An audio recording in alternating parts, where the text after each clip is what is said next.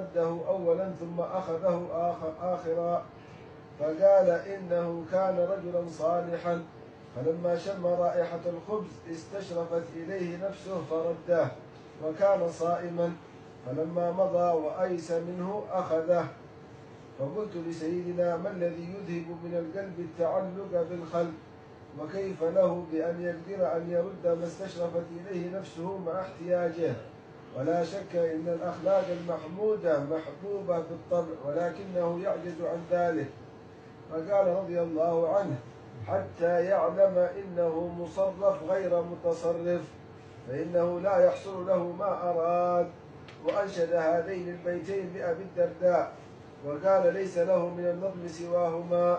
يريد المرء أن يعطى مناه ويأبى الله إلا ما أرادا. يقول المرء فائدتي ومالي، وتقوى الله أفضل ما استفادا. ثم قال: نفع الله به. هذه خصوصيات عزيزة لله سبحانه يجعلها في خواص الناس، ولو كانت في كل أحد ما صار لها موقع وانتفت عنها العزة. ولاختلاف الناس خلق الله الجنة والنار، ولو كانوا على حالة واحدة لكان إحداهما كافية. وقال رضي الله عنه: صاحب اليقين يأخذ العطاء بشرطين: أن يراه من الله ويستعين به على طاعة الله، وفي قضاء الحاجة ارفعها إلى الله ثم أنزلها إلى من جعلها الله على يديه مع تعلق قلبك بالله. وقال رضي الله عنه: الأمور الإلهية السماوية أعظم وأعز من الأمور الأرضية السفلية، وكلما قرب إلى العلو زاد على ما دونه، ولذلك زادت السماء الدنيا على الأرض بأضعاف كثيرة مضاعفة، حتى صارت فيها كحلقة درع ملقاة في فلاة، ثم هي في الثانية كذلك، ثم هما في الثالثة كذلك، وهكذا إلى السابعة، ثم هي وما دونها في الكرسي كذلك، ثم الكل في العرش كذلك، وهكذا، وكلما هو إلى العلو كان أعز وأعظم. ولذلك عظمت علوم الصوفية وعزت على ما سواها لأنها من العلو، وهي علوم إلهية سماوية، والعلوم الأرضية دونها فيما ذكر كعقود الأنكحة وغيرها. ولكن من لزم العلوم الأرضية بحيث استقام عليها ولم يخالفها في شيء أفضى به ذلك إلى العلوم الإلهية السماوية. ولما كان مجرد العلو أعز وأعظم من مجرد السفل، كان الناس في جميع الأشياء درجات بعضهم فوق بعض بنسبة بعضهم إلى بعض في الاستعلاء والتسفل. وقال رضي الله عنه: قال سيدنا علي في من قصر ثم رجا المغفرة: هبك إنه قد عفا عنك، أليس يفوتك ثواب المحسنين؟ فسمعها بعض السلف فبكى عليها 40 سنة. قال الإمام الغزالي: لقد دفعنا إلى أمر إن كذبنا به كنا من الكافرين، وإن صدقنا به كنا من الحمقى المغرورين. وقال رضي الله عنه: ما عاد معك في هذا الزمان إلا الصبر والتغافل. ثم ذكر الناس وتقصيرهم في العلم، فقال: غرقوا في بحار الدنيا، فترى الواحد منهم كالغريق في البحر، ما يرى بر النجاه إلا نادرا، كما ينظر الغريق البر عندما يرتفع رأسه بحركة الماء لأنه غريق حيران، ومن هو هكذا لا يمكنه النظر. الإحسان الفاتح وياسين بجلب الخير العاجل والآجل لنا ولكل من تشتمل عليه دائرة الرغبة والإرادة والمحبة والنسبة والمودة والموالاة لنا وله طريقتنا وصرف الشر العاجل والآجل عنا، ومن تشتمل عليه تلك الدائرة المحفوظة بحفظ الله الملحوظة بإذن الله المحظوظة من النسبة واصطلاح أهل الله أوفر الحق وإكماله إن شاء الله تعالى على ما نواسينا الإمام الحبيب عبد الله بن علوي الحداد. بسم الله الرحمن الرحيم. الحمد لله الرحمن الرحيم مالك يوم الدين إياك نعبد وإياك نستعين اهدنا الصراط المستقيم صراط الذين أنعمت عليهم غير المغضوب عليهم ولا الضالين. بسم الله الرحمن الرحيم. ياسين والقرآن الحكيم إنك لمن المرسلين.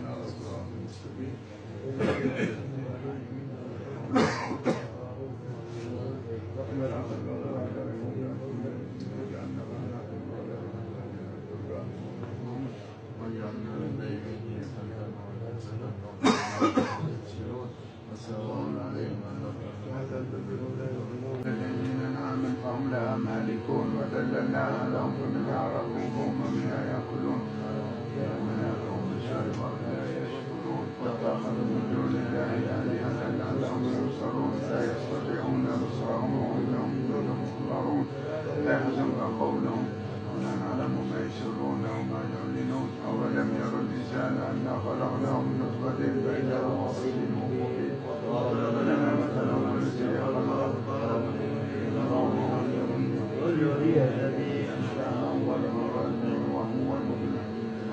جعل لكم من الشجر الأخضر نارا فإذا أنتم منه توقدون وليس الذي خلق السماوات والأرض والجبال على أن يخلق مثلهم بلى والخلاق العليم إنما أمره إذا أراد شيئا أن يقول له كن فيكون سبحان الذي بيده ملكوت كل شيء وإليه ترجعون. بسم الله.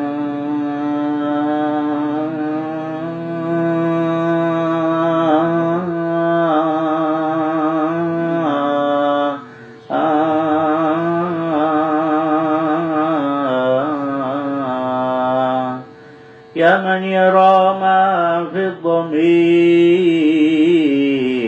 ويسمع أنت المعد لكل ما يتوقع يا من يرجى للشيء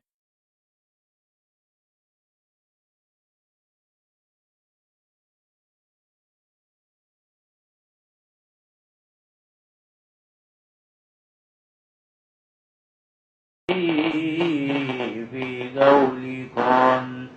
أمن فإن الخير عندك أجمع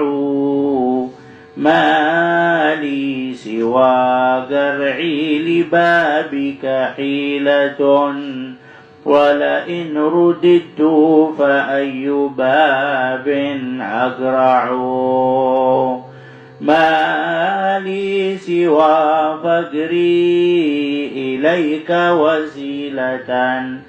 وبالافتقار إليك ذلي أدفع بالذل قد وافيت بابك عالما أن التذلل عند بابك ينفع وجعلت معتمدي عليك وسيلة وبسطت كفي سائلا أتضرع وبحق من أحببته وبعثته وأجبت دعوة من به يتشفع اجعل لنا من كل ضيق مخرجا والطف بنا يا من إليه المرجع اجعل لنا من كل ضيق مخرجا والطف بنا يا من إليه المرجع ثم الصلاة على النبي وآله خير الأنام شافع ومشفع والحمد لله رب العالمين.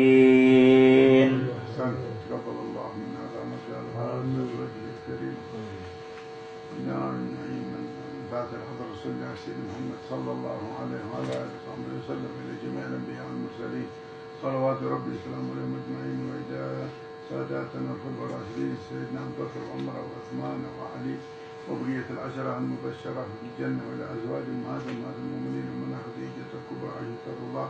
وإلى أرواح ساداتنا أمنا فاطمة البتول سيدنا الحسن والحسين والحمزة والعباس وسيدنا جعفر الطيار سيدنا عبد الله بن عباس وجميع أصحاب رسول الله أجمعين والتابعين من إحسان الدين ثم إلى سيدنا علي زين العابدين إلى سيدنا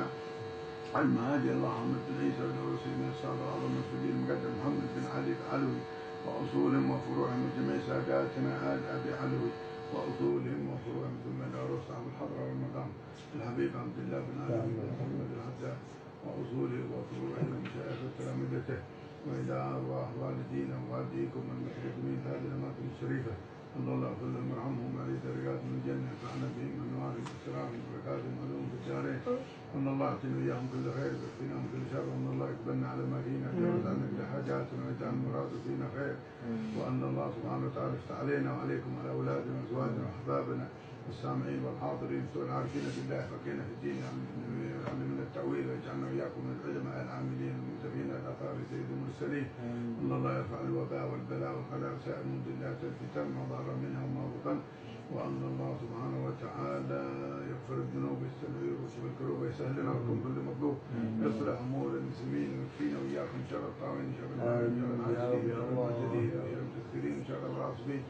ارحم المسلمين فرج على المسلمين ان شاء الله المسلمين ان يوفقنا لما يحب ويرضى اختم لنا بالحسنى واجمعنا واياكم واياهم بمثل رحمته مع اللطف والعافيه وعلى من نواه سيدنا الحبيب عبد الله بن علي الحداد ومن نواه الاولياء والصالحون ومعينونه وادخلنا نياتنا في نياتهم ومقاصدنا في مقاصدهم مع الثبات والقوه والتمكين جامعه شامله خير الدنيا والاخره والى حضره النبي. اللهم صل على اله وصحبه وسلم.